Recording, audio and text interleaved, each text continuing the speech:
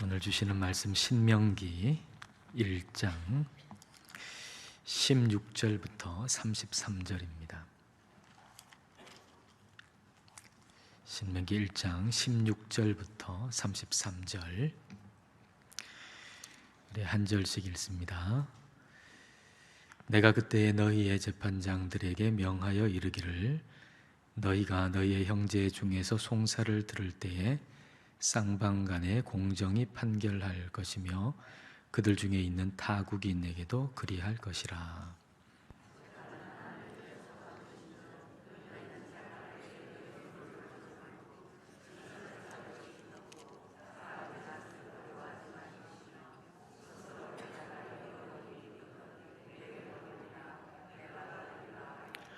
내가 너희의 행할 모든 일을 그때에 너희에게 다 명령하였느니라.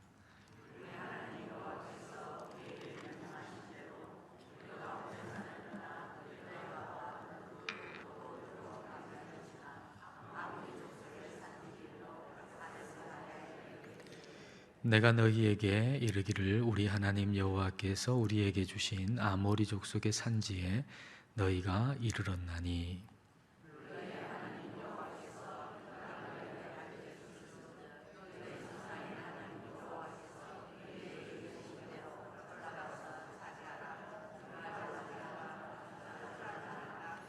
너희가 다 내 앞으로 나와 말하기를 우리가 사람을 우리보다 먼저 보내어 우리를 위하여 그 땅을 정탐하고 어느 길로 올라가야 할 것과 어느 성읍으로 들어가야 할 것을 우리에게 알리게 하자 하기에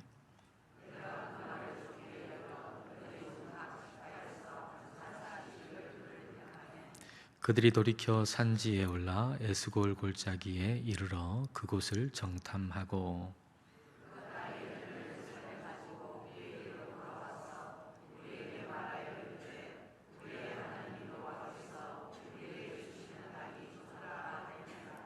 그러나 너희가 올라가기를 원하지 아니하고 너희의 하나님 여호와의 명령을 거역하여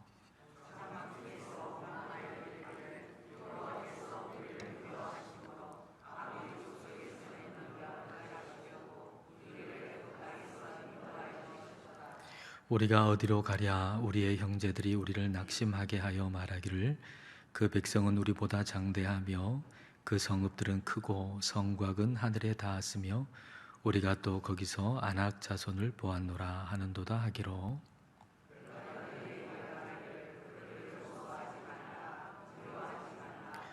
너희보다 먼저 가시는 너희의 하나님 여호와께서 애굽에서 너희를 위하여 너희 목전에서 모든 일을 행하신 것 같이 이제도 너희를 위하여 싸우실 것이며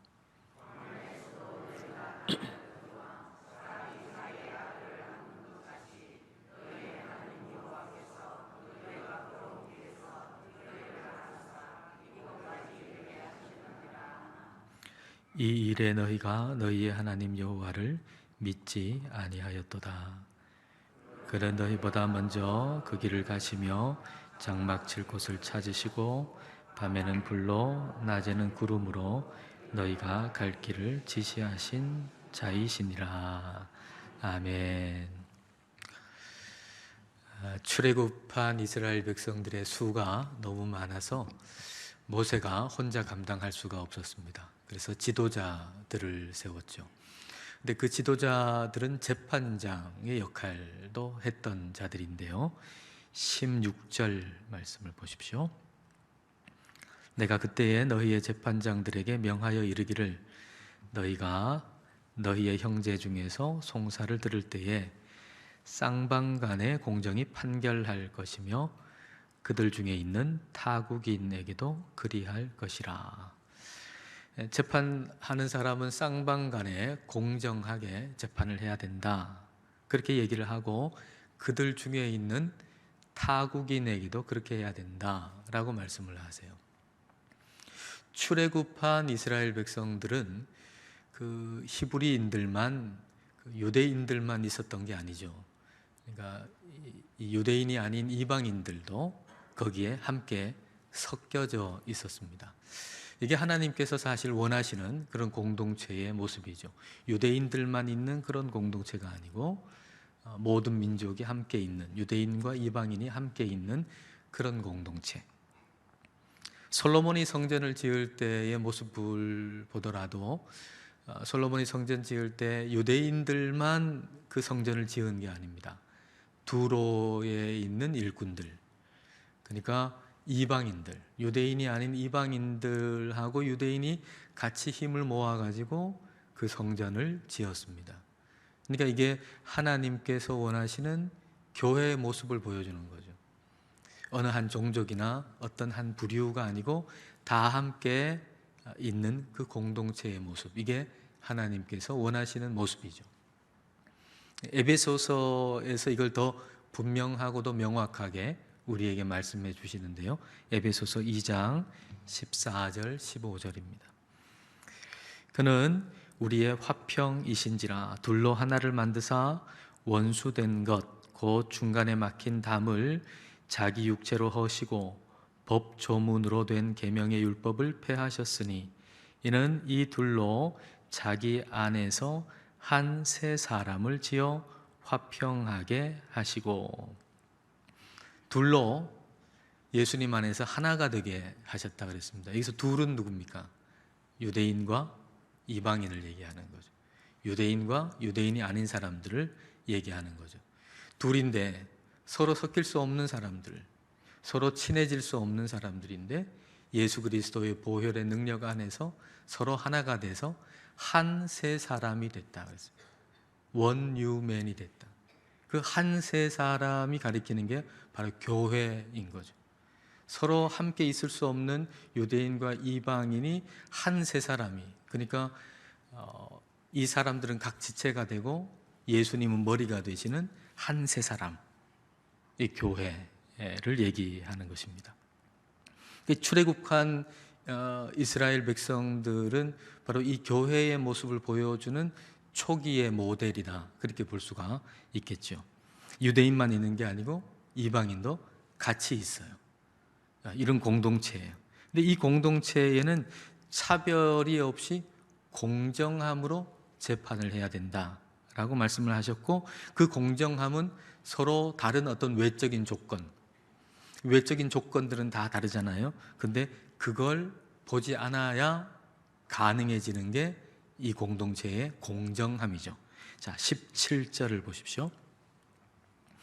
재판은 하나님께 속한 것인즉 너희는 재판할 때에 외모를 보지 말고 귀천을 차별 없이 듣고 사람의 낯을 두려워하지 말 것이며 스스로 결단하기 어려운 일이 있거든 내게로 돌리라, 내가 들으리라 하였고, 외모를 보지 말아라. 그리고 이제 귀천이 있을 수 있는데 그거 막론하고 잘 들어라. 그리고 사람의 낯을 두려워하지 말아라, 그렇게 말씀하시죠. 재판은 하나님께 속한 것이니까 하나님을 봐라, 그런 얘기죠. 근데 여기서 재판이라고 하는 거, 이 재판이라고 하는 거 조금 확장해서 우리가 한번 생각해 본다면, 우리가 어떤 판단을 내리는 거, 이 사람은 이래, 저 사람은 저래, 뭐 이렇게 우리가 판단을 내리는 거까지도 한번 생각해 볼 수가 있을 것 같아요. 근데 우리의 판단이라고 하는 것이 참 외적인 조건을 가지고서 판단할 때가 참 많이 있잖아요. 교회 안에서도 마찬가지인 거죠. 야고보서에서 그 모습을 우리에게 보여주고 계신데, 야고보서 2장 1절부터 4절까지 우리 한 절씩 한번 읽어보겠습니다. 내 형제들아, 영광의 주 곧 우리 주 예수 그리스도에 대한 믿음을 너희가 가졌으니 사람을 차별하여 대하지 말라.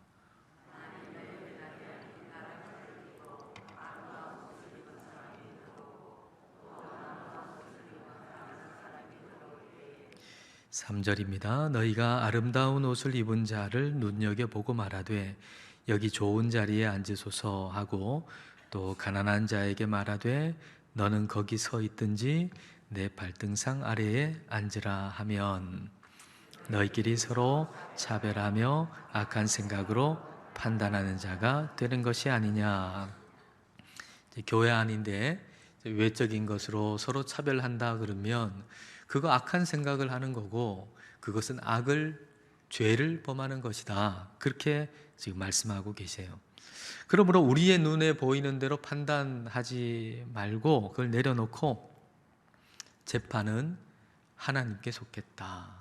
이걸 우리가 기억해야 되는 거죠. 하나님이 어떻게 보시느냐, 이게 중요하다는 겁니다.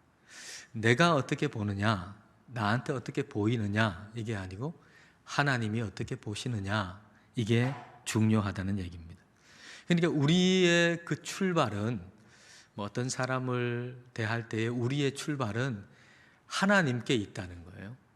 하나님이 그를 어떻게 보시느냐, 여기에 출발점이 있다는 거예요. 근데 우리는 이걸 망각할 때가 참 많아요. 하나님이 그를 어떻게 보시느냐, 이게 출발점인데 사실 이 출발점을 우리가 잊어버리고 우리가 판단한다고요? 우리가 이렇다 하고 결정을 내버린다고요? 그래서 문제가 상당히 꼬이고 그렇게 문제가 심각해지는데 원인을 찾질 못하고 계속해서 방황할 때가 종종 있습니다. 예를 들어서 여러분이 다른 사람도 다 적용이 되겠지만 배우자를 한번 적용해 보십시다. 쉬운 예로 다른 사람으로 생각하셔도 됩니다. 배우자와의 문제가 생겼어요. 갈등 상황이 생겼어요. 근데 그 갈등 상황이 단순한 오해로 인해서 생긴 것일 수도 있지만 근원적인 것으로 인해서 생긴 것일 수도 있어요. 근원적인 것.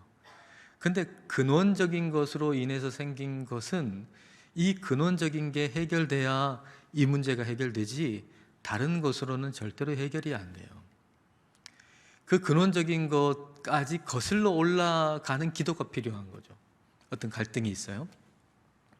그러면 여러분이 기도하실 때 성령님의 도우심을 구하면서 지금 현재 있는 요 갈등이 어디서부터 왔는가, 그 윗단계로 한번 올라가 봐요. 성령님과 함께 성령님 동행해 주세요. 기억나게 해주세요. 그렇게 하면서 지금 현재 있는 문제를 일으킨 전 단계, 그 문제를 또 떠올려 보는 거예요. 그리고 그 위에 있는 또 거슬러 올라가는 거예요. 근데 그렇게 거슬러 올라가면 마지막에는 하나님과 내가 남아요. 하나님과 내가. 근데 거기서 중요한 질문은 뭐냐면 내가 하나님을 인정했는가 하는 거죠. 내가 하나님을 인정했는가. 거기에 걸리는 거예요. 아, 내가 하나님을 인정하지 않았구나. 다시 말하면 하나님께서 이 사람을 내 배우자로 짝지워 주셨잖아요. 그렇죠? 하나님께서 이 사람을 내 배우자로 짝지워 주셨어요. 근데 나는 이 사람을 내 배우자라고 생각하고 싶지 않은 거예요. 문제는 거기서 시작된 거죠. 하나님께서 이 사람을 배우자로 짝지워 주셨는데 나는 이 사람을 내 배우자로 생각하고 싶지 않은 거예요. 당신은 내 배우자가 아니야. 그러니까 이것은 그 사람과의 문제가 아니고 하나님을 인정하지 않는 문제가 되어버리는 거죠. 그 배우자를 인정하지 않는 문제가 아니고 하나님을 인정하지 않는 문제가 되어버리는 거예요. 그래서 거슬러 올라가면 이 문제에 걸리는 거죠. 아, 내가 하나님을 인정하지 않았구나. 배우자와의 갈등의 문제가 단순하게 배우자의 문제인 줄 알았는데 거슬러 올라가 보니까 내가 이 배우자를 내 배우자로 인정하고 싶지 않은 마음이 있었던 거예요. 그것은 곧 하나님을 인정하지 않는 것이 되는 거죠. 거기서 이제 회개가 나오는 거예요. 하나님, 제가 잘못했습니다. 하나님께서 나에게 짝지어 주신 배우자인데 제가 하나님을 인정하지 않았군요 하고 하나님을 인정하는 거예요. 그게 풀리면 아주 복잡해 보이는 이 지금 내 앞에 있는 문제가 내 마음 속에서 탁 풀리기 시작해요. 내 마음 속에서 풀리기 시작하면 이 복잡한 문제는 그냥 한순간에 해결될 수가 있어요. 아주 근본적인 문제는 하나님을 인정하지 않았다라고 하는데 있는 것이죠. 재판은 하나님께 속했어요. 하나님이 어떻게 보시느냐가 중요한 거예요. 내가 어떻게 보느냐가 중요한 게 아니고, 내가 저 사람을 어떻게 보느냐가 중요한 게 아니고, 하나님이 그를 어떻게 보시느냐가 중요한 거예요. 그게 우리의 출발점이 되어야 된다는 거죠. 이 땅을 너희에게 줄게. 이 땅, 가나안 땅을 보는 것도 마찬가지죠. 그 땅을 내가 어떻게 보느냐가 중요한 게 아니고 하나님이 그 땅을 어떻게 보느냐, 이게 중요한 거예요. 그래서 하나님을 신뢰해야 하는 거죠. 이스라엘 백성들이 바로 여기에 실패한 거죠. 이스라엘 백성들이 실패한 건 바로 여기서 실패한 겁니다. 자, 19절 말씀. 우리 하나님 여호와께서 우리에게 명령하신 대로 우리가 호렙산을 떠나 너희가 보았던 그 크고 두려운 광야를 지나 아모리 족속의 산지길로 가데스 바네아에 이른 때에, 호렙산에서, 그 시내산에서 가데스 바네아까지 왔잖아요. 이제 거기서 가나안 땅으로 들어가면 돼요. 이 모든 일을 지금까지 하신 분이 하나님이세요. 그렇다면 하나님 말씀을 기억하고 신뢰하면서 그 말씀대로 행하면 되겠죠. 20절, 21절입니다. 내가 너희에게 이르기를 우리 하나님 여호와께서 우리에게 주신 아모리 족속의 산지에 너희가 이르렀나니 너희의 하나님 여호와께서 이 땅을 너희 앞에 두셨은즉 너희 조상의 하나님 여호와께서 너희에게 이르신 대로 올라가서 차지하라. 두려워하지 말라, 주저하지 말라 한즉. 모세가 하나님 말씀을 들려줘요. 두려워하지 말아라, 담대해라, 올라가서 차지해라. 그리고 12명의 정탐꾼을 보내잖아요. 근데 그 목적이 뭐냐? 가나안 땅의 정탐꾼을 보낸 목적은 그 가나안 땅을 정복하기 위해서 정탐꾼을 보낸 거죠. 자, 22절 같이 읽을까요? 너희가 다 내 앞으로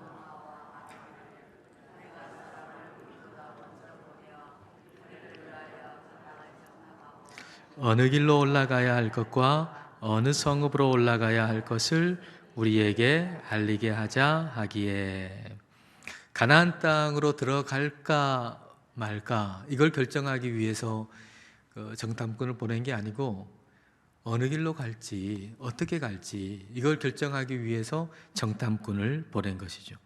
근데 12명의 정탐꾼이 와가지고 보고를 한 다음에 그 보고를 듣고 나서는 그 이스라엘 백성들의 마음이 달라져 버렸어요. 26절과 27절입니다. 그러나 너희가 올라가기를 원하지 아니하고 너희의 하나님 여호와의 명령을 거역하여 장막 중에서 원망하여 이르기를 여호와께서 우리를 미워하심으로 아모리 족속의 손에 넘겨 멸하시려고 우리를 애굽 땅에서 인도하여 내셨도다. 가나안 땅으로 올라갈 마음이 없어져 버렸어요. 하나님이 우리를 미워하셔서 우리를 죽이려고 지금 여기까지 데리고 오셨다. 지금 그렇게 얘기하고 있어요. 이스라엘 백성들이 넘어진 이유가 여기 있는 거죠.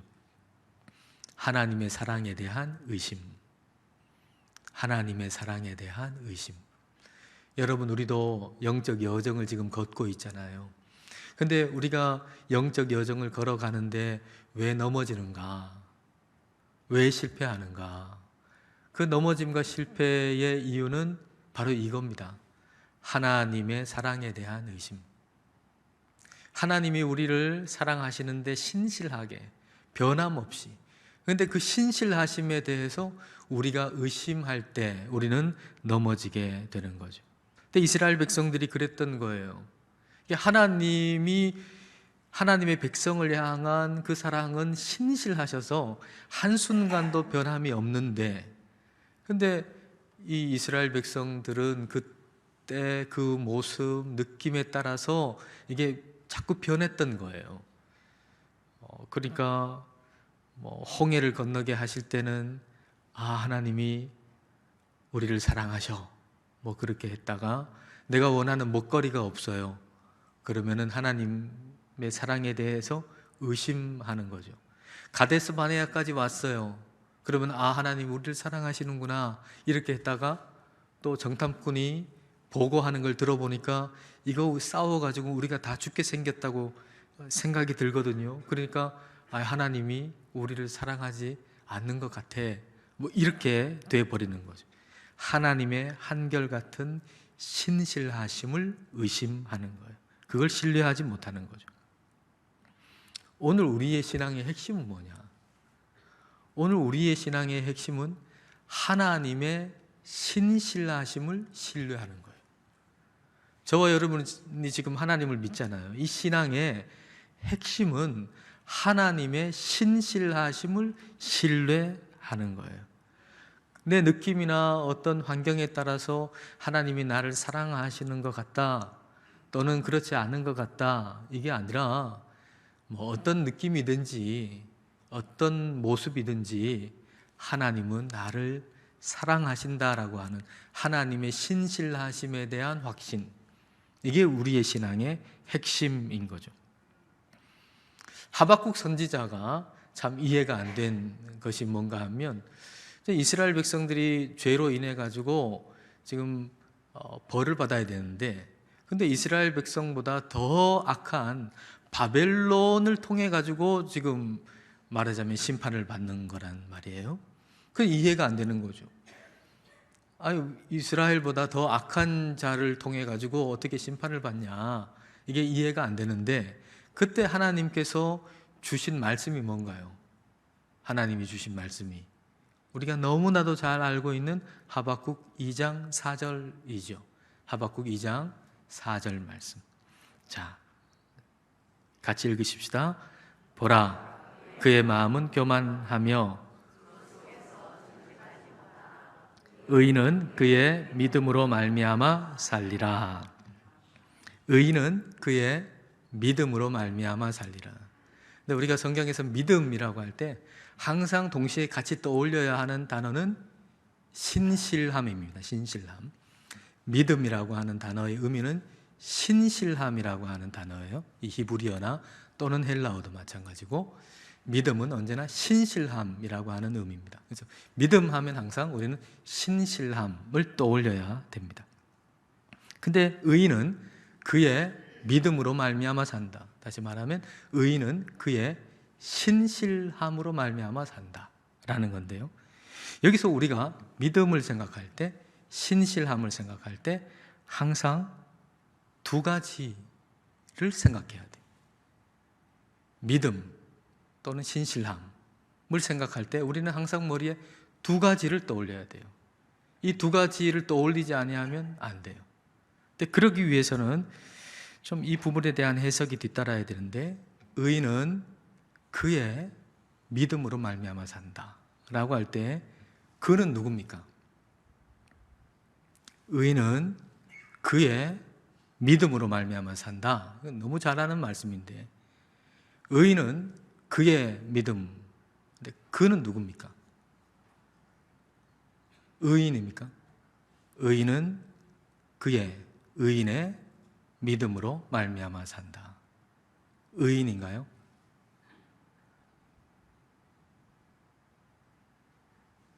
맞기도 하고 틀리기도 합니다.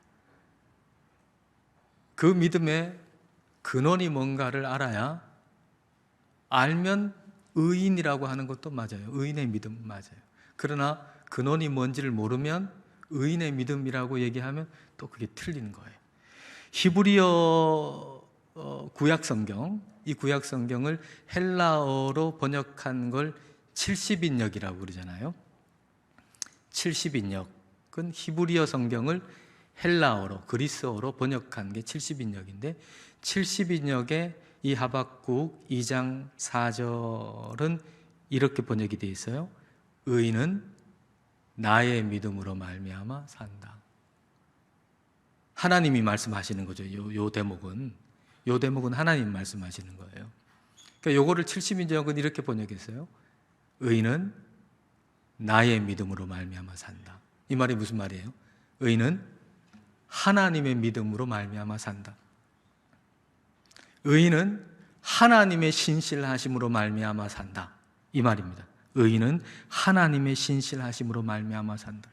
다시 말하면 평화의 때든지 바벨론이 쳐들어와 가지고 전쟁이 일어나든지 내 삶이 평탄하든지 내 삶이 어렵든지 어떤 순간에도 하나님을 믿는 사람은 하나님의 신실하심을 믿고 산다 이 말이에요. 지금 내 상황이 좋으니까 하나님이 날 사랑하셔. 내 지금 상황이 너무 궁핍하고 힘드니까 하나님 날 사랑하시지 않는가 봐.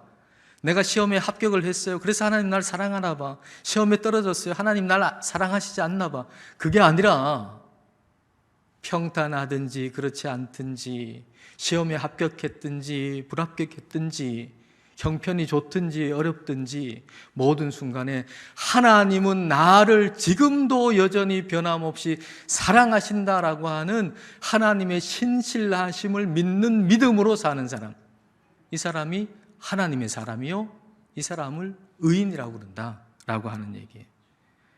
그러니까 오직 믿음으로, 의인은 오직 믿음으로 산다라고 할 때 두 가지 믿음, 그게 뭔가요? 첫 번째는 하나님의 믿음, 하나님의 신실하심. 그 다음에 그 하나님의 신실하심 때문에 생기게 된 나의 믿음, 나의 신실함. 하나님의 신실함이 없는데 내가 어떻게 신실해요? 그분이 나를 끊임없이 사랑하시고 그 신실하심 때문에 내 안에 하나님을 신뢰하는 신실함, 믿음이 생기는 거예요. 그래서 이 두 가지를 늘 생각해야 되죠. 그래서 성령님이 바울을 통해 가지고 이 하박국서 2장 4절 말씀을 정말 명료하게 로마서에서 다시 말씀하시잖아요. 로마서 1장 17절 말씀 보십시다. 자, 같이 읽을까요? 복음에는 하나님의 의가 나타나서 믿음으로 믿음에 이르게 하나니 기록된 바 오직 의인은 믿음으로 말미암아 살리라 함과 같으니라. 이 하반부 오직 의인은 믿음으로 말미암아 살리라 함과 같다. 이거는 하박국 2장 4절을 얘기하는 거고, 요 하박국 2장 4절을 성령님께서 바울을 통해서 풀이하시기를 복음에는 하나님의 의가 나타나서 믿음으로 믿음에 이르게 한다. 이게 하박국서 2장 4절을 로마서에서 풀이한 거예요. 복음에는 하나님의 의가 나타나서 믿음으로 믿음에 이르게 한다. 하나님의 의가 뭐죠? 하나님의 의. 다 알 것 같은데, 이런 쉬운 단어들은 다 알 것 같은데 뭐냐고 물으면은 참 대답하기 어렵죠. 하나님의 의. 하나님의 의가 뭡니까? 하나님의 의라고 하는 것은 옳지 않은 것을 옳게 만드는 하나님의 행동을 얘기하는 거예요. 옳지 않은 것을 옳게 만드는 하나님의 행동, 이게 하나님의 의예요. 그게 복음에 나타났대요. 그럼 그게 뭐예요? 옳지 않은 걸 옳게 만드는 하나님의 행동이 뭐죠? 예수 그리스도의 십자가에서 죽음 아닙니까? 예수님의 십자가의 죽음, 우리의 죄, 옳지 않은 것을 옳게 만들기 위해서 우리 하나님께서 이 땅에 오셔서 십자가에서 죽으셨잖아요. 복음에는 하나님의 의가 나타나서, 그 복음에는 하나님의 의가 하나님께서 우리를 얼마나 사랑하시는지, 어느 정도로 죽기까지, 우리 죄인을 위해서 죽기까지 사랑하시는 그 놀라운 행동, 하나님의 의가 나타나서 하나님의 신실하신 그 사랑으로 말미암아 믿음에서, 그 믿음에서 하나님의 믿음, 하나님의 신실하심, 우리를 위해서 죽기까지 사랑하신 그 믿음, 그 신실하심으로 믿음에 이르게 한다. 나의 믿음, 나의 신실함. 우리 하나님의 그 믿음, 우리를 향한 신실하심 때문에 내가 그분을 믿는 믿음, 신실함이 생기게 된 거죠. 그래서 오직 의인은 믿음으로 말미암아 산다. 오직 의인은, 하나님 믿는 사람은 하나님이 나를 향한 그 신실한 사랑, 그걸 끝까지 붙들고 산다. 이게 의인의 승리예요. 믿는 자의, 하나님을 믿는 자의 승리예요. 근데 이스라엘 백성들이 이걸 믿질 못하는 거죠. 제일 기초인데 이게 무너져 버린 거예요. 자, 31절, 32절 보십시오. 31절과 32절. 자, 같이 읽을까요? 광야에서도 너희가 당하였거니와 사람이 자기의 아들을 안는 것 같이